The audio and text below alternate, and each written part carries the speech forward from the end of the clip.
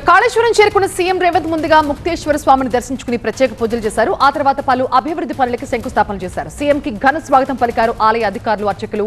అక్కడి నుంచి మేడిగడ్డ వెళ్లి ఏరియల్ సర్వే ద్వారా బరాజ్ని పరిశీలించారు. కాసేపట్లో అధికారులతో మేడిగడ్డపై సమీక్ష నిర్వహిస్తారు. అనంతరం సభలో సీఎం ప్రసంగం ఉంటుంది. అయితే సీఎం రేవంత్ రెడ్డి మేడిగడ్డ బరాజ్ని పరిశీలించిన తర్వాత ఎలాంటి నిర్ణయం తీసుకుంటారు? కాళేశ్వరం ప్రాజెక్టుపై ఇప్పటికే బీఆర్ఎస్ నేతల్ని టార్గెట్ చేస్తున్న సీఎం ఏం మాట్లాడబోతున్నారు అన్నది ఆసక్తికరంగా మారింది. మేడిగడ్డ బరాజ్లోని 2 పిల్లర్లు కుంగడంతో అప్పటి నుంచి బరాజ్ నిరుపయోగంగా ఉండిపోయింది. అయితే మేడిగడ్డ బరాజ్తో పాటు అన్నారం, సుందిళ్లని పునరుద్ధరించాలని ఇటీవలే ప్రభుత్వం నిర్ణయించింది. ఇందులో భాగంగా బరాజ్ల పునరుద్ధరణకు శాస్త్రీయ పద్ధతిలో పరీక్షలు నిర్వహిస్తున్నారు. బోర్ హోల్స్ తో సాయిల్ టెస్ట్, స్కానింగ్, డ్రోన్ సర్వేలు, geo technical, Jio physical, concrete పరీక్షలు జరుగుతున్నాయి. మే నెలాఖరులోగా అన్ని పరీక్షల్ని పూర్తి చేసి కమిటీ నివేదిక సమర్పిస్తుంది. కాళేశ్వరంకి సీఎం చేరుకుని అక్కడ ముక్తేశ్వర స్వామిని దర్శించుకుని అనంతరం ఆయన పలు కార్యక్రమాల్లో పాల్గొనబోతున్నారు. మా ప్రతినిధి ప్రభాకర్ దీనిపై మరింత సమాచారం అందిస్తారు. ప్రభాకర్, ఇప్పుడే మేడిగడ్డ బరాజ్ దగ్గరికి మంత్రులతో పాటుగా సీఎం చేరుకున్నారు. మంత్రులు సీఎంతో పాటుగా NDSA chairman, national dam safety authority chairman Anil Jain కూడా సీఎంతో పాటు ఉన్నారు. బరాజ్ను పూర్తి స్థాయిలో కూడా పరిశీలించనున్నారు.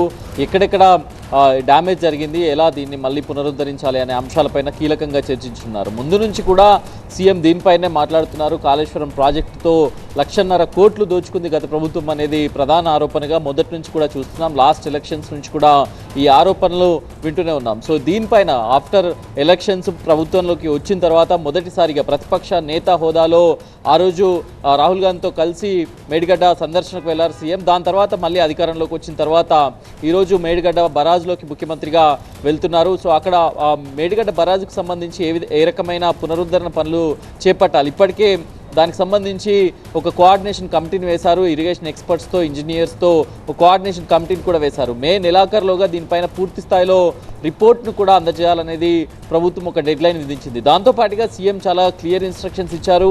తనకు డే వైజ్, వీక్లీ వైజ్, అట్లాగే మంత్లీ వైజ్ రిపోర్ట్ దీనిపైన ఇవ్వాలి అని సీఎం ఇన్స్ట్రక్ట్ కూడా చేశారు చాలా రివ్యూలో. సో దీనికి సంబంధించే ఈరోజు ఒక క్లారిటీ అయితే రాబోతుంది. ఇదంతా టెక్నికల్గా ఉన్న ఇష్యూ అయితే ఇక పొలిటికల్ ఇష్యూ కూడా చూడొచ్చు. దీని తర్వాత ఇక్కడ నుంచి మీడియాతో మాట్లాడనున్నారు. బరాజ్ మొత్తాన్ని కూడా మేడిగడ్డ సందర్శన అయిపోయిన తర్వాత ఎలాంటి గెస్ట్ హౌస్లో మీడియా సమావేశం ఉంది. సో అక్కడ మీడియాతో మాట్లాడనున్నారు. కాళేశ్వరం బరాజ్కు కుంగినప్పటి నుంచి ఇప్పటి వరకు చేసిన మొత్తం ప్రోగ్రెస్ను, మొత్తం వివరాలన్నీ కూడా బయటపెట్టున్నారు. కాళేశ్వరంతో ఎంత మేర సాగునీరు అందింది, ఎంత మేర ఖర్చు అయింది, ఎంత మేర ప్రభుత్వ నిధులు వృధా అయ్యాయి, సో ఇప్పుడు ఏం చేయబోతున్నారనే ఒక క్లియర్ పిక్చర్ సీఎం వివరించబోతున్నారు. దాని తర్వాత బహిరంగ సభకు హాజరు కానున్నారు. బహిరంగ సభలో ఈరోజు కేసీఆర్ మీటింగ్ ఉంది జగిత్యాలో జీవన్ రెడ్డి జాయినింగ్ సందర్భంగా కేసీఆర్ మాట్లాడబోతున్నారు.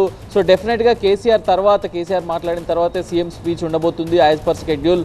సో అక్కడ కూడా బీఆర్ఎస్ని కౌంటర్ చేసే అవకాశం అయితే కనిపిస్తుంది. దాంతోపాటుగా రైతు భరోసాకు సంబంధించిన 2వ దశ నిధులను కూడా ఈరోజు ఆ వేదికగా విడుదల చేయబోతున్నారు. సో దీనికి సంబంధించి కూడా సీఎం మాట్లాడబోతున్నారు. మెయిన్గా అటు మేడిగడ్డ బరాజ్తో పాటుగా ఇటు కాళేశ్వరానికి సంబంధించిన అంశాలను ప్రధానంగా తీసుకోబోతున్నారు. 2 రోజుల్లో కాళేశ్వరం కమిషన్ పైన హైకోర్టు తీర్పు కూడా ఉంది. ఈ నేపథ్యంలో హరీష్ రావు ఢిల్లీ వెళ్లడం పైన ఇప్పటికే మంత్రులు రియాక్ట్ అయ్యారు. బీఆర్ఎస్లో చీలికి వచ్చిందంటూ కూడా మంత్రులు మాట్లాడారు. సో వీటన్నింటిపైన కూడా సీఎం ఒక హాట్ ప్యాక్ స్పీచ్ అయితే ఉండబోతుంది అనేది అర్థమవుతుంది. Right, thank you Prabhakar.